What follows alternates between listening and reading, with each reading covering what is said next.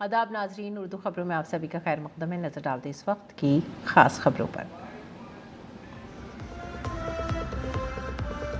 वजीर आजम नरेंद्र मोदी ने ज़राअत के शोबे में किसानों को राहत फराहम करने वाली 42,000 करोड़ की बड़ी स्कीमें शुरू की। प्रधानमंत्री धन धान्य कृषि योजना और दुल्हन आत्मनिर्भरता मिशन की शुरुआत। वजीर आजम ने दिल्ली के पूसा में किसानों से की बातचीत।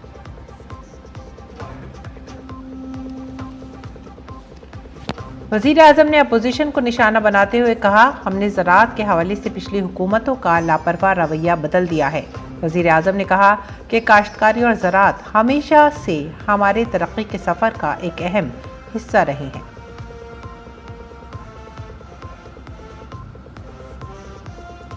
मगरबी बंगाल के दुर्गापुर में मेडिकल की एक और तालिबा की इस्मत दरी। तलबा ने एहतजाज किया शुरू। वज़ीर मुमलिकत बराए दिफा ने कहा कि रियासत में अमन व अमान तबाह हो गया है। ममता बनर्जी के इस्तीफे का किया मुतालबा।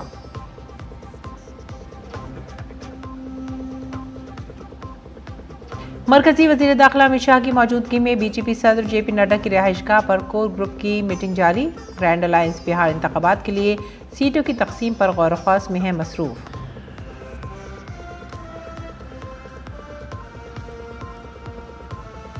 और दिल्ली टेस्ट पर भारत की मजबूत गिरफ्त बरकरार। कप्तान शुभमन गिल ने सेंचुरी बनाई। इनिंग्स 518 पर डिक्लेयर। वेस्ट इंडीज ने 4 विकेटें गंवाकर अब तक बनाए 140 रन।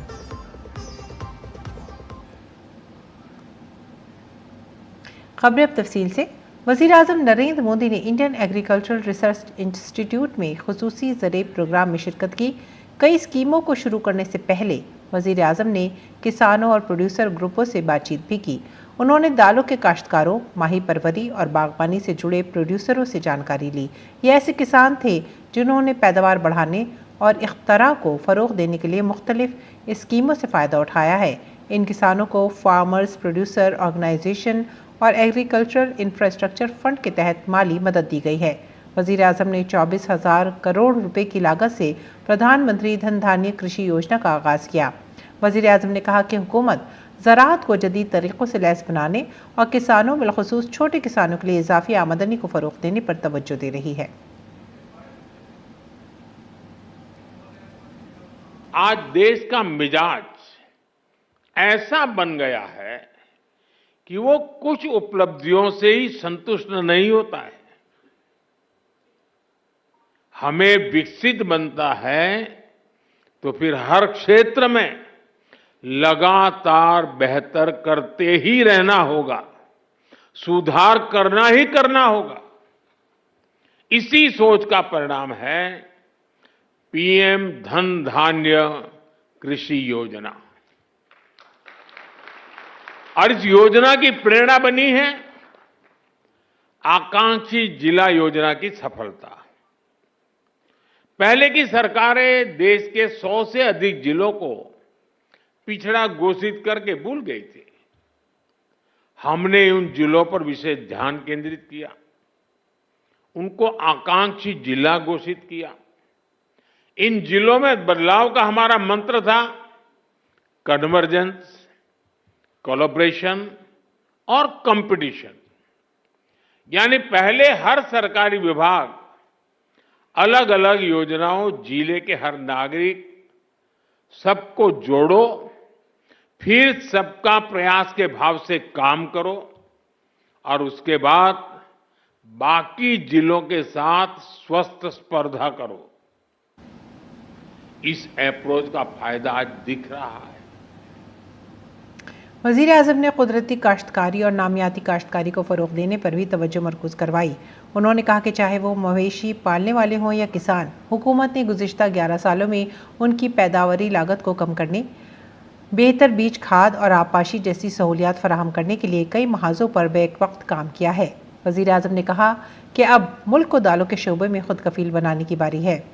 आज़ादी के बाद किसानों ने मुल्क को खुराक की पैदावार में खुद कफील बनाया है। अब एक तरक्की याफ्ता भारत के लिए दालों में खुद इन्हिसारी का वक्त आ गया है। वज़ीर आज़म ने 11,440 करोड़ रुपए के अखराजात से दालों के शोबे में खुद इन्हिसारी मिशन जैसी अहम स्कीम का आगाज़ किया। गेहूं हो, धान हो, आज भारत दुनिया के सबसे बड़े उत्पादकों में से एक है। लेकिन साथियों, हमें आटे और चावल से भी आगे बढ़कर सोचना ही होगा। हम अपने घर में भी आटे और चावल से गुजारा नहीं करते, और भी चीजें जरूर पड़ती हैं। आटा चावल से भूख तो मिट सकती है, लेकिन पर्याप्त पोषण के लिए हमें और चीजों की जरूरत होती है। उसके लिए हमें योजना करनी होती है। हमारे बच्चों को, हमारी भावी पीढ़ी को उनके शारीरिक विकास के लिए और उसके साथ मानसिक विकास के लिए भी प्रोटीन का उतना ही महत्व है। खास करके जो वेजिटेरियन लोग हैं, और हमारे देश में काफी बड़ा समाज है, उनके लिए तो दाल ही प्रोटीन का सबसे बड़ा सोर्स होता है। इसलिए दलहन आत्मनिर्भरता मिशन बहुत जरूरी है। साथियों, 11,000 करोड़ रुपए से अधिक का दलहन आत्मनिर्भरता मिशन इसमें किसानों की बहुत मदद करेगा। वजीर आजम ने ज़राअत, मवेशी परवरी, माही परवरी और फूड प्रोसेसिंग के शोबों में 5,450 करोड़ रुपए से ज़्यादा के प्रोजेक्टों का इफ्तिताह किया और कौम को वक्फ किया। उन्होंने तकरीबन 815 करोड़ रुपए के इजाफी प्रोजेक्टों का संग बुनियाद भी रखा। वज़ीर आज़म ने कहा कि अब ज़राअत में इस्तेमाल होने वाली मशीनरी, आलात और दीगर आलात भी GST में कमी से फ़ायदा उठा रहे हैं। नतीजतन किसानों को दोहरी बचत से भी फ़ायदा हो रहा है। वज़ीर आज़म नरेंद्र मोदी ने हालिया GST इस्लाहात पर भी रोशनी डाली और कहा कि इनसे ज़रूरी शोबे में काम करने वालों को काफ़ी फ़ायदा हुआ है। अभी जो बाजार में से खबरें आ रही हैं, वो बताती हैं कि त्योहारों के इस सीजन में किसान बड़ी संख्या में ट्रैक्टर खरीद रहे हैं, क्योंकि ट्रैक्टर और भी सस्ते हुए हैं। जब देश में कांग्रेस सरकार थी तो किसान को हर चीज महंगी पड़ती थी। अब ट्रैक्टर ही देखिए, एक ट्रैक्टर पर कांग्रेस की सरकार 70,000 रुपये का टैक्स लेती थी।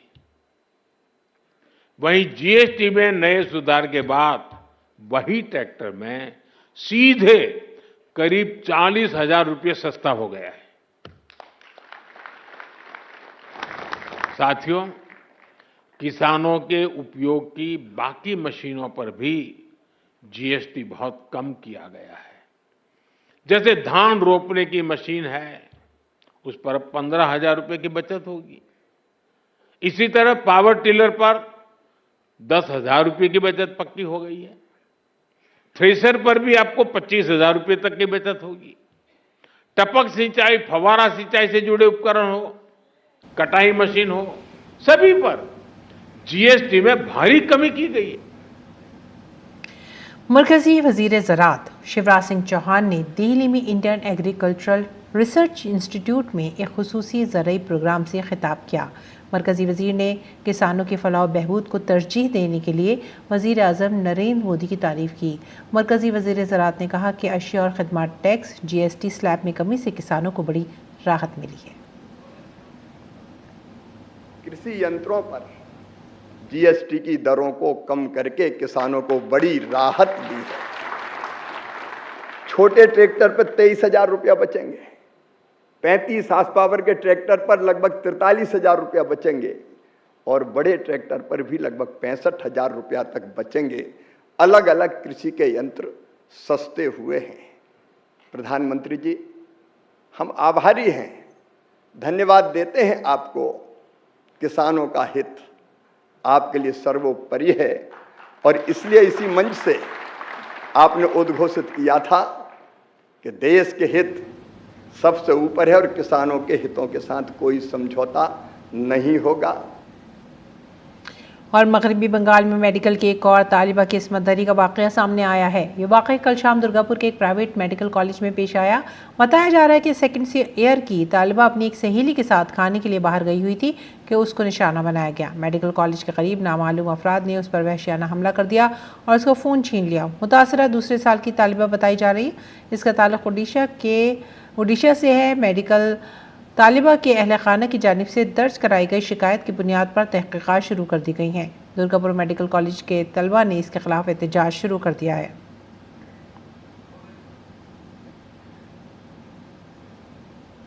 मुतासिरा के वालिद का कहना है कि रात 10 बजे एक दोस्त ने उन्हें फ़ोन कर बताया कि उनकी बेटी के साथ ज़्यादती हुई है। उसने बताया कि उनकी बेटी यहाँ पढ़ रही है। कल वो एक हम जमात के साथ खाना खाने बाहर गई थी, जिसके बाद 2 या 3 अफराद ने उसके साथ ज़्यादती की। यह वाक़या रात 8 से 9 बजे के दरमियान पेश आया है। उन्होंने बताया कि हिफाजती इंतज़ामात नाक़िस हैं। इतना संगीन वाक़या पेश आया, फिर भी कोई कार्रवाई नहीं हुई। यहाँ ना कोई निज़ाम है, ना ही कोई जवाबदेह। मगरबी बंगाल में अमन और अमान की संगीन जांच पड़ताल की जा रही है। अभी कुछ दिन पहले ही बीजेपी के खातून रुकने असेंबली पर नामालूम अफराद ने हमला करके उन्हें जख्मी कर दिया था। कोलकाता के बंदरगाही इलाके में भी एक माजूर खातून की इस्मतदरी का एक मामला सामने आया है। इस सिलसिले में जुमे को पोर्ट डिवीजन के तहत नाडियाल पुलिस स्टेशन में FIR दर्ज की गई थी। दरिस्ना बंगाल के दुर्गापुर से एक और खौफनाक वाक़या सामने आया है। बीजेपी और दीगर सियासी जमातों ने इसकी सख्त मजम्मत की है। वज़ीर मुमलिकत बराए दिफा संजय सेठ ने कहा है कि मगरबी बंगाल में अमन और अमान तबाह हो गया है। उन्होंने ममता बनर्जी के इस्तीफे का मुतालबा किया है। दुर्गापुर में जो घटना हुई एक बेटी के साथ, जो दरिंदगी हुई, यह बात का द्योतक है कि बंगाल के अंदर रूल ऑफ लॉ कोलैप्स हो गया, संविधान का शासन खत्म हो गया। उड़ीसा की एक रहने वाली एक बेटी, बड़े अरमान से उसके पिता ने सोचा होगा मेरी बेटी डॉक्टर बनेगी, MBBS कर। दुर्गापुर में एक मेडिकल कॉलेज में उसका प्रवेश कराया, और जो घटना हुई है उसके साथ बलात्कार और जो प्रताड़ित किया गया है, यह बहुत ही निंदनीय है, बहुत घृणित है। और बिहार इंतखाबात के सिलसिले में आज दिल्ली में बीजेपी की कोर कमेटी की मीटिंग हो रही है, जिसका अहम मौजू उम्मीदवारों के नामों पर बहस और हतमी फैसला करना है। पार्टी सदर JP नड्डा की रिहाइशगाह पर होने वाली मीटिंग में अमित शाह भी मौजूद हैं। बिहार के नायब वजीर आला सम्राट चौधरी, मंगल पांडे और वजीर मुमलिकत बराए दाखिला नित्यानंद राय भी मीटिंग में शरीक हैं। कोर ग्रुप मीटिंग से पहले लीडरों ने बिहार बीजेपी के तंजीम इंचार्ज विनोद तावड़े की रिहाइशगाह पर भी मुलाकात की। आज की कोर ग्रुप मीटिंग के बाद बीजेपी सेंट्रल इलेक्शन कमेटी की मीटिंग भी जल्द ही बुलाई जाएगी।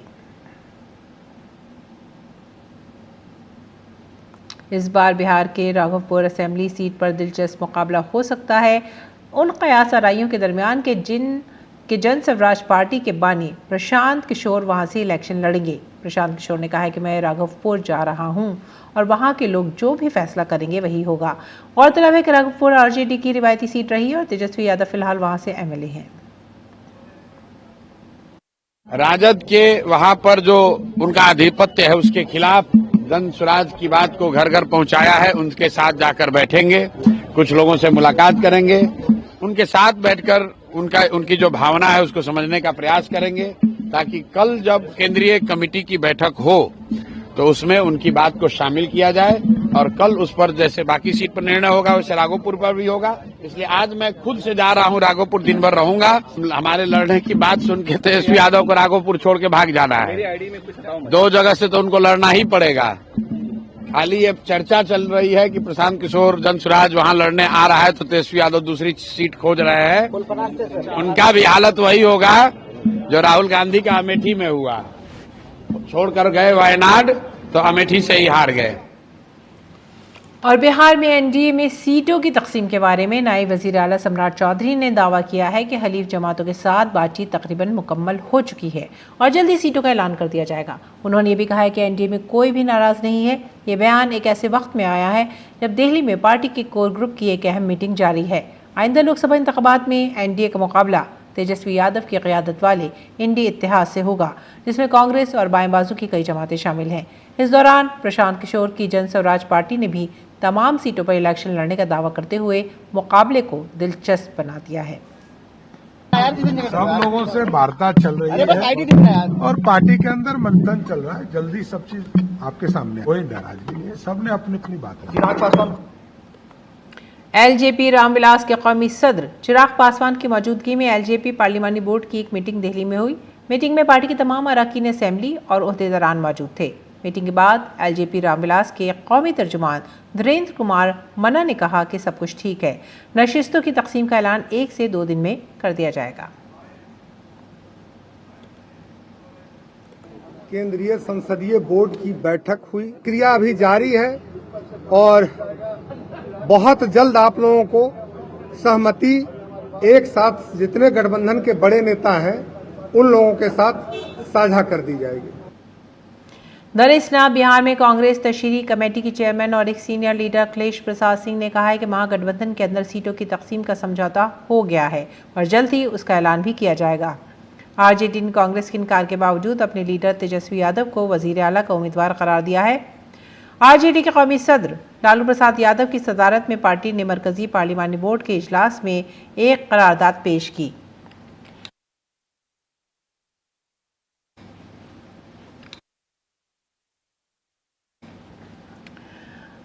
महागठबंधन में दूसरी सबसे बड़ी पार्टी कांग्रेस पर नफसियाती दबाव डालते हुए पार्टी ने वाज़ेह किया है कि वो वजीर आला के उम्मीदवार पर कोई समझौता नहीं करेगी। महागठबंधन के अंदर सीटों की तकसीम का ऐलान करने में ताख़ीर को देखते हुए सीपीआईएम ने अपने दो मौजूदा एमएलए सत्येंद्र यादव और अजय कुमार को नामजदगी दाखिल करने की हिदायत की है।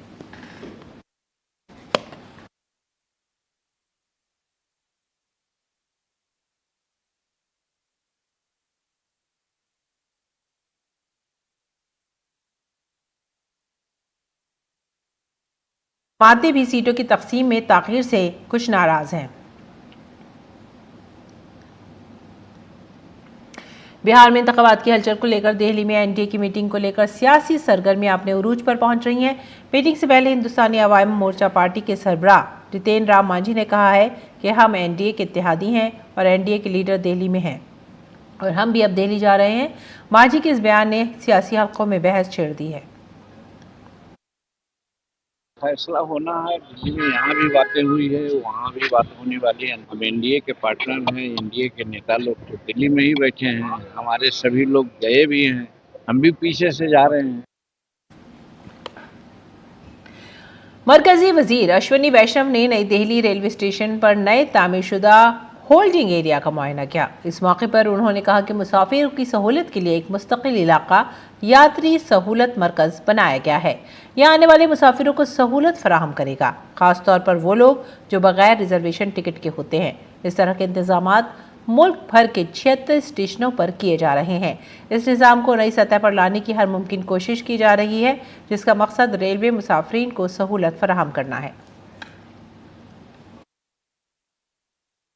न्यू दिल्ली स्टेशन, इस पर बहुत सडन सर्ज आती है, हमेशा क्राउड का, पैसेंजर्स का एक सडन सर्ज आता है। इसके लिए 2 साल पहले एक एक्सपेरिमेंट किया था टेम्परेरी होल्डिंग एरिया का। उस एक्सपेरिमेंट से जो आने वाले पैसेंजर्स हैं उनको बहुत लाभ हुआ। अब एक परमानेंट एरिया बना लिया है, यात्री सुविधा केंद्र, जिससे कि जो भी पैसेंजर्स आएंगे, विशेषकर जिनके पास रिजर्व टिकट नहीं है, वो लोग पहले यहाँ पर आएंगे। अंदर से जितने भी टिकटिंग काउंटर्स हैं, उन टिकटिंग काउंटर्स को शिफ्ट किया जा रहा है। देश भर में 76 स्टेशंस पे इसी तरह की व्यवस्था की जा रही है, जिससे कि पैसेंजर्स को प्लेटफॉर्म पे आके भीड़ न करनी पड़े। भारत में अमेरिका के नए सफीर राजीव गौड़ ने वजीर खारजा एस जयशंकर से मुलाकात की। सोशल मीडिया पर तस्वीर शेयर करते हुए एस जयशंकर ने कहा कि आज नई दिल्ली में नामजद अमेरिकी सफीर राजीव गौड़ से मिलकर खुशी हुई। हमने भारत अमेरिका ताल्लुकात और उनकी आलमी अहमियत पर तबादला ख्याल किया। हम उनकी नई जिम्मेदारी के लिए नेक ख्वाहिशात का इजहार करते हैं। और महाराष्ट्र के नागपुर में नागपुर यूनिवर्सिटी ने कौमी संत तुकडोजी महाराज को खराज अकीदत पेश करने के लिए एक बड़ी तकरीब का एहतमाम किया है। मरकजी वजीर नितिन गडकरी ने भी उन्हें खराज अकीदत पेश करने के लिए इस तकरीब में शिरकत की। गडकरी ने कहा कि कौमी संत तुकडोजी महाराज का ये मानना था कि कोई भी शख्स अपनी ज़ात, मज़हब, ज़बान या फ़िरक़े की वजह से नहीं, बल्कि उसकी अपनी खूबियों की वजह से अजीम होता है। राष्ट्र संत तुकडोजी महाराज, इनकी आज पुण्यतिथि है और स्वाभाविक रूप से उनको अभिवादन करने के लिए आज नागपुर विद्यापीठ ने बहुत बड़ा कार्यक्रम आयोजन किया। राष्ट्र संत का नाम हमारे यूनिवर्सिटी को है और इसमें 2 विश्व रिकॉर्ड हुए हैं। जो स्वर्गीय तुकडोजी महाराज थे, उन्होंने जनता का प्रबोधन किया। समता, स्वातंत्र्य, बंधुभाव, मानवता और स्वच्छता, ये उनके अभियान के विषय थे। उनको बहुत बड़े प्रमाण पर मान्यता है कि कोई भी व्यक्ति जात, पंथ, धर्म, भाषा, सेक्स से बड़ा नहीं होता, उसके गुणों से बड़ा होता है। इस समाज की छुआछूत, अस्पृश्यता, जातीयता समूल नष्ट होनी चाहिए, ये उनका भाव था। टेक्नोलॉजी कंपनी क्वालकॉम के सदर और सीईओ ओ क्रिस्टियानो आमोन ने आज नई दिल्ली में वजीर आजम नरेंद्र मोदी से मुलाकात की। इस मीटिंग में भारत और क्वालकॉम के दरमियान टेक्नोलॉजी पार्टनरशिप को मजीद मजबूत बनाने पर तफसीली बातचीत हुई। वजीर आजम मोदी ने सोशल मीडिया पर इस मुलाकात को बेहतरीन करार देते हुए कहा कि AI में भारत की तरक्की, इख्तरा और हुनरमंदी पर तबादला ख्याल किया गया। बातचीत का बुनियादी मरकज भारत के सेमीकंडक्टर और AI मिशन के साथ साथ मुस्तकबिल की 6G टेक्नोलॉजी था। इससे कबल एक्स पर एक पोस्ट में क्वालकॉम के CEO ने भी AI, स्मार्टफोन्स, PCs और ऑटो जैसे शोबों में एक नया माहौलियाती निज़ाम बनाने के लिए भारत के साथ काम करने में गहरी दिलचस्पी जाहिर की। जम्मू कश्मीर के रामबन में NDRF की 13वीं बटालियन ने हिफाजती बेदारी प्रोग्राम का इनेकाद किया है। यह हिफाजती तरबियती प्रोग्राम NDRF, SDRF और ख़वातीन की डिज़ास्टर मैनेजमेंट कमेटी के ताउन से मुनक़्क़िद किया गया। इन तक़रीबात का मकसद ख़वातीन को आफ़ात के हालात में फ़ौरी इमदाद फ़राहम करने के लिए तैयार करना है। NDRF की 13वीं बटालियन के SI कामता ठाकुर ने कहा है कि हम हर ज़िले के हर स्कूल में जाकर तलबा के लिए बेदारी प्रोग्राम चला रहे हैं, जो 15 दिन का प्रोग्राम है।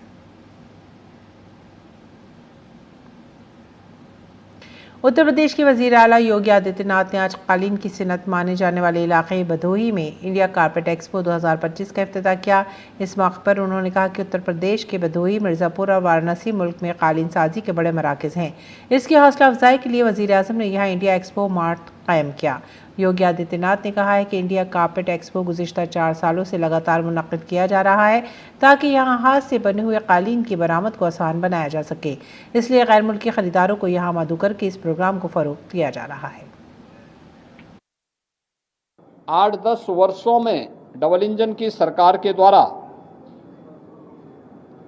परंपरागत उद्यम को प्रोत्साहित करने के लिए, क्योंकि ये सैकड़ों वर्षों की एक विरासत हमारे पास है, इसको प्रोत्साहित करने के लिए जो प्रयास प्रारंभ हुए हैं, उस प्रयास की श्रृंखला में हम लोगों ने प्रदेश के अंदर 1 डिस्ट्रिक्ट 1 प्रोडक्ट की अपनी अभिनव योजना प्रारंभ की थी सन 2018 में। आज सफलतापूर्वक आगे बढ़ रही है, जिसमें भदोही में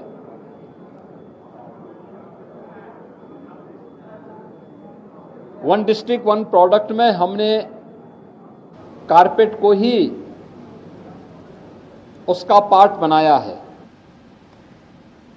लोकनायक जयप्रकाश नारायण के 123वें यौम पैदाइश के मौके पर मुल्क के नायब सदर CP राधाकृष्णन हफ्ते को लोकनायक जयप्रकाश नारायण की जाए पैदाइश सिताब दियारा पहुंचे। नायब सदर जमहूरिया ने लोकनायक को उनके कद्द आदम मजस्मे पर फूल चढ़ाकर खराज अक़ीदत पेश किया। उसके बाद नायब सदर जमहूरिया ने लोकनायक स्मृति भवन और सिताब दियारा में बनाए गए लाइब्रेरी का भी दौरा किया। इस दौरान नायब सदर ने JP तहरीक के वाबस्तगान और गाँव वालों से भी मुलाकात की। नायब सदर जमहूरिया ने कहा कि लोकनायक जयप्रकाश नारायण अपनी ज़िंदगी को अखलाक़ी जुर्रत, सादगी और कुर्बानी की अलामत बनाकर हमेशा हमारे दरमियान रोशनी का मीनार बने रहे। लोकनायक Jayaprakash Narayan ji and or yes, it is very affectionately he has been remembered. JPG was not just a freedom fighter, he was a conscience keeper of our democracy. From the struggle for independence to the call of total revolution in the 1970s, his life remained a beacon of moral courage, simplicity and sacrifice. नायब सदर जमहूरिया CP Radhakrishnan ने vice president enclave में भारत रत्न नानाजी देशमुख को उनके यौम पैदाइश पर खराज अक़ीदत पेश किया। उन्होंने सोशल मीडिया पर इसकी तस्वीर को भी शेयर किया।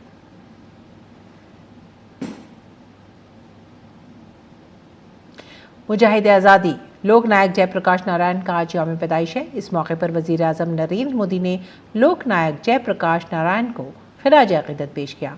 उन्होंने सोशल मीडिया पर एक तस्वीर शेयर करते हुए लिखा, लोकनायक JP की यौम पैदाइश पर आर्काइव से एक नादिर झलक। इमरजेंसी के दौरान लिखी गई उनकी किताब जेल डायरी के कुछ सफ़हात ये हैं। इमरजेंसी के दौरान लोकनायक JP ने कई दिन क़ैद तन्हाई में गुजारे। उनकी जेल डायरी में उनके दुख और जमहूरियत पर अटल यकीन दर्ज है। उन्होंने लिखा, हिंदुस्तानी जमहूरियत के ताबूत में ठोका जाने वाला हर कील मेरे दिल में ठोकने वाले कील की तरह है। और अब रुख करेंगे खेल के मैदान का। भारत और वेस्टइंडीज के दरमियान दिल्ली में खेले जा रहे दूसरे टेस्ट मैच के दूसरे दिन वेस्टइंडीज ने अपनी पहली इनिंग्स में 4 विकेटों के नुकसान पर 140 रन बना लिए हैं। जडेजा ने जॉन हैमिल को 10 रन पर आउट करके भारत को पहली कामयाबी दिलाई है। उसके बाद जडेजा ने टैगनारायण चंद्रपाल को 34 रन पर आउट किया। इस दौरान एलेक एतनाज को कुलदीप ने 41 रन पर आउट किया। इसी के साथ ही आप हमारी पूरी टीम को दीजिए इजाजत। आदाब।